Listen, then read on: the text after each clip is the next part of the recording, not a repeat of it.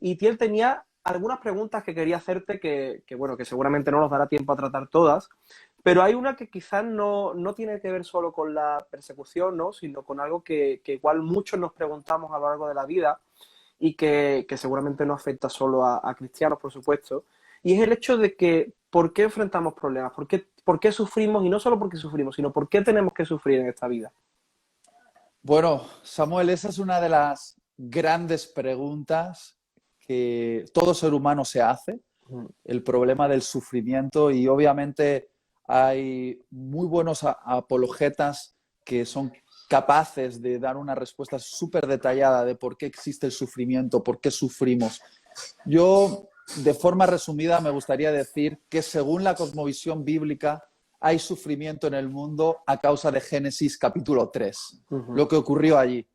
El plan de Dios era que viviésemos en armonía, en paz, en un mundo sin dolor y sin muerte, unidos a Dios, bajo su autoridad.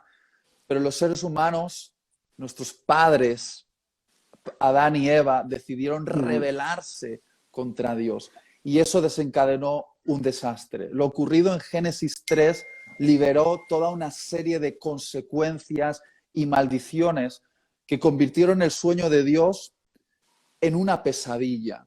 Y somos conscientes, yo por lo menos soy consciente de que cuando alguien está sufriendo, una respuesta teológica no necesariamente alivia.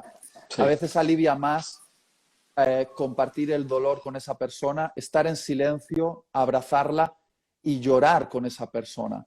Jesús nos enseñó en la historia de la muerte y resurrección de Lázaro que a veces llorar junto con los que lloran es el mensaje más poderoso que podemos transmitir. Jesús lloró junto con Marta y María, aún sabiendo que Lázaro iba a resucitar, porque Sí. él lo iba a resucitar. Pero Jesús se identificó con el dolor de Marta y María. Y creo que la respuesta de la Biblia en cuanto al sufrimiento que padecemos es que Jesús sigue llorando a nuestro lado. Y aunque es cierto que tenemos Génesis capítulo 3, que nos narra el desastre, luego tenemos el Evangelio, que nos narra la esperanza, y después tenemos Apocalipsis capítulo 20, 21 y 22, que nos habla acerca de la resolución final y cómo Dios va a vencer al mal y va a secar las lágrimas de todos los que lloran. Y tenemos esa esperanza, Sí. Samuel. Me resulta eso muy llamativo, ¿no? Y estoy completamente de acuerdo, porque muchas veces los cristianos nos empeñamos en dar respuestas basadas en nuestra doctrina, en lo que creemos que está bien, pero a una persona que está sufriendo eso no le llega, ¿no? No le sirve. A una persona que, por ejemplo, acaba de perder a un niño por una enfermedad o que está sufriendo por una cuestión económica y no encuentra trabajo de ninguna forma, le sirve poco, ¿no? Pero en cambio el hecho de que podamos estar, de que podamos acompañar, lo cambia todo, ¿no? Y es muy Sí. interesante, ¿no? Mira, Samuel, déjame añadir esto. Muchas veces, cuando las personas están sufriendo, tenemos frases cliché que decimos a las personas que sufren. Y quiero dar un consejo. A veces es mejor callarse cuando vas a decir una frase cliché que no va a aportar absolutamente nada. Muchas veces es mejor callarse. Y entre esas frases cliché que solemos decir a las personas que sufren, es esta. Le decimos, no preguntes por qué, pregunta para qué. Y en cierto modo parece algo muy profundo, ¿no? No preguntar por qué estoy sufriendo, sino encontrar propósito al sufrimiento. ¿Para qué estoy sufriendo? Y en algunos momentos eso tiene mucho sentido porque el sufrimiento puede tener propósito. De hecho, en la Biblia vemos muchas historias donde el sufrimiento de los protagonistas tuvo un propósito. Por ejemplo, José, que pasó 16 años como esclavo en Egipto porque tenía un propósito, que era liberar a miles de personas de la hambruna y dar esperanza a sus hermanos y acogerlos y protegerlos, ¿no? Había un propósito para el sufrimiento. Pero querido Samuel, tú lo has dicho ahora, cuando alguien pierde un hijo, recién nacido, en el parto, ¿qué propósito puede tener eso? O cuando alguien ve cómo su esposa desarrolla un cáncer que la devora completamente y le roba la vida, ¿qué propósito puede tener eso? Cuando una persona borracha con su coche atropella a un ser amado, ¿qué propósito puede tener eso, verdad? Entonces, yo con el tiempo me he dado cuenta de que no se trata de preguntar por qué, a veces no podemos preguntar para qué, pero siempre podemos preguntarnos con quién, Exacto. con quién atravesamos por el valle de la sombra de muerte, con quién atravesamos la senda del dolor.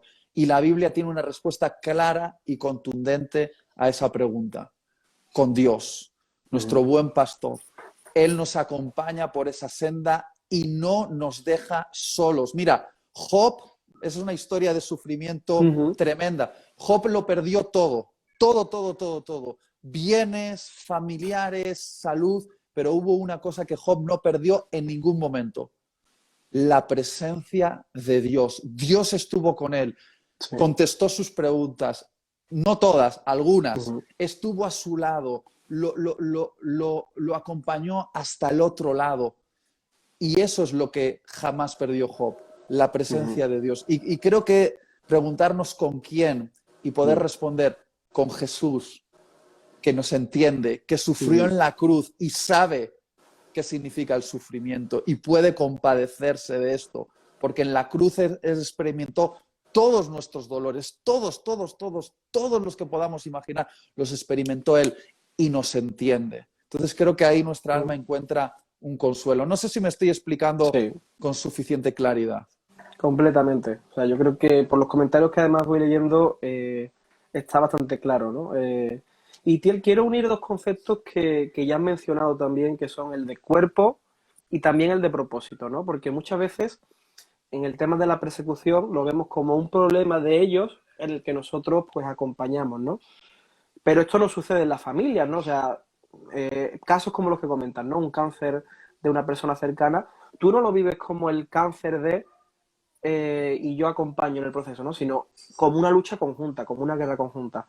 Y quería preguntarte si tú consideras que la persecución es un problema global para la Iglesia o es más bien para aquellos que la sufren directamente, que obviamente lo es, y nosotros simplemente tenemos un papel secundario.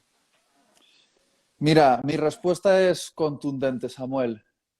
El problema de la iglesia perseguida es el problema de toda la iglesia. No estamos desligados, no son dos iglesias, la iglesia perseguida y la otra, no, somos una única iglesia, somos una única familia, un único cuerpo. Y la Biblia dice claramente que si una parte del cuerpo sufre, es decir, si alguien te pellizca en el pie, tu cuerpo entero siente el dolor, tiene una reacción a ese dolor, aunque sea un pellizco en el pie, o un pellizco en la nalga, o un pellizco en el brazo.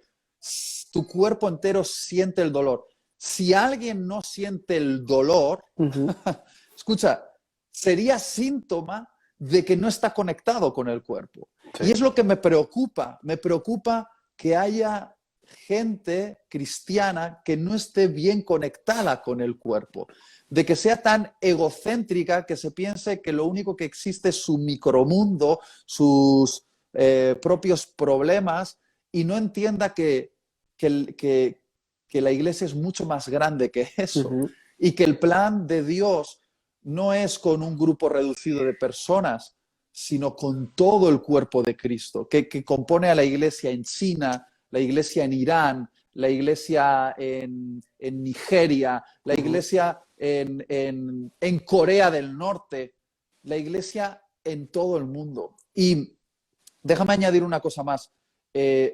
Creo que esta insensibilidad proviene también del hecho de que no somos conscientes de algo que tú has dicho, Samuel, y es que estamos en guerra.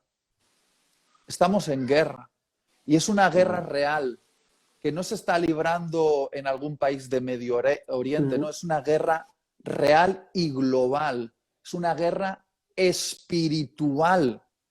Y en esta guerra, Satanás juega muy bien sus cartas. Es un gran estratega, uno de los mejores.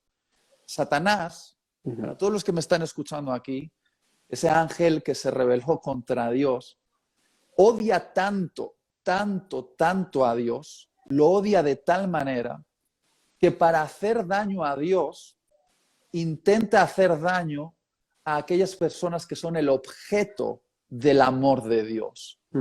Como Satanás no puede hacer daño directamente a Dios porque Dios es el creador omnipotente, el eterno, y Él es una simple criatura creada con poder, pero limitado, porque finalmente el poder que tiene Satanás proviene incluso de Dios, que es un ser creado, ¿vale?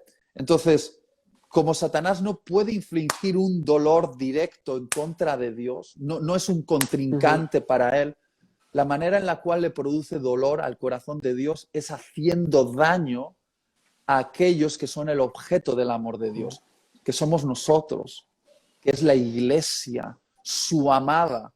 Samuel, tú eres un hombre casado, perdona la pregunta. Sí, casado y con hija, o sea que va completo. Más completo. Dime una cosa, ¿qué te produciría más dolor a ti? ¿Que yo me acercase y te diese un puñetazo en la cara directamente a ti? ¿O que delante de tus ojos agarrase a tu esposa y a tu hija y las golpease sin que tú pudieses hacer nada para evitarlo? ¿Cuál sería tu mayor dolor? ¿Un puñetazo en la cara a ti o ver cómo golpeo a aquellas personas que son el objeto de tu amor? Hombre, con diferencia lo segundo, pero con mucha diferencia, ¿eh? O sea... Sí. Pues me estoy emocionando, perdona, porque creo que entender eso nos hace comprender por qué es tan importante lo que estamos viviendo. Estamos viviendo una guerra. Y cuando Satanás persigue a la iglesia y la hace sufrir o nos causa algún tipo de dolor, con todas las maneras que tiene de hacerlo, abuso sexual, violaciones, robo, bullying, mentiras, desorientación en la identidad, traumas, todas esas maneras tan sutiles que Satanás tiene de herirnos y de hacernos daño, finalmente es el corazón de Dios el que sufre. Y si amamos a Dios, tenemos que ser agentes. La iglesia tiene que ser un agente que proteja lo que Dios más ama, que es la iglesia. Y tenemos que hacer todo lo posible por velar por la necesidad de otros, nuestros hermanos y hermanas alrededor del mundo. No podemos estar ciegos porque si no protegemos lo que Dios ama, en el fondo no amamos a Dios.